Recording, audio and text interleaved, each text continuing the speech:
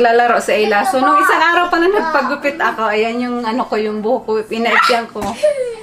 Konti lang naman yung nabawas kasi yung buhok ko hanggang dito na sa, tawag dito sa balikat. So, pinaano ko siya, pinaiksiyan ko siya ng konti. Yan.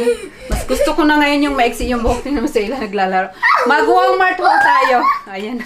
Sabi ko nga, ano tawag dito, magta-try akong mag-style ng buhok ko. Sometimes pag may free time ako kasi busy tayo, wala tayong free time palagi. So, bumili ako ng yung cheap, yung pinakamurang curling iron sa store, sa Walmart. Ito yung curling iron na yung curl niya is yung wavy. So, gusto ko siyang itry. Although, hindi ko na kailangan ng yung curling iron kasi meron na akong 3 ata sa taas. Kaya lang yung nandito sa akin ay hindi ko gusto kasi hindi ko makuha kung paano siya gamitin. Natatakot ako kasi yung parang umiikot siya. Yung automatic na umiikot siya. Takot ako baka sumagad sa buhok ko ano ba yung madali yung yung tenga ko. So ito na lang, i-try ko to na curling iron sa Walmart. And then bumili ako ng snacks na Ayla kasi mahilig tong kumain ng prutas na snacks. So bumili tayo ng blackberry. Ito, mango. Ang lalaki ng mango nila. And then, 2 apple. Ang laki. Ito yung pinaka-favorite kong apple sa store. Yung favorite kong apple, yung crisp. Kasi sobrang sarap talaga. Very juicy at saka sobrang tamis. And then, bumili din ako ng saging. And then, isa pa.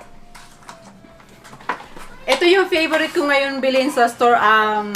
Guava, bayabas. Kasi masarap siya. More in vitamin C.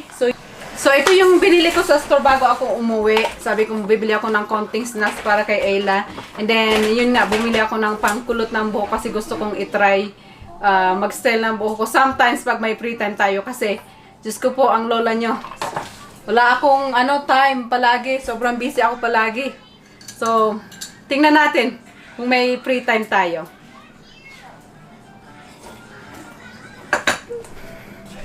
Ano tawag dito? Teka. Yung tripod ko. Punta tayo dito sa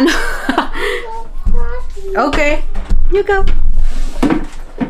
Gusto ko yung ilaw na pinalitan kasi ni Dan yung ilaw dito sa sa bathroom sa baba. Gusto ko yung pinalit niyang ilaw dito, maliwanag siya kasi normally dito talaga ako nag-get ready pag may pasok ako sa trabaho. Dito talaga ako sa bathroom sa baba nag-get ready kasi hindi pwede sa taas kasi natutulog yung mag-ama ko sa taas. Ayoko silang madisturbo pag nag-get ready ako kasi maingay ako pag nag-get ready ako kasi hindi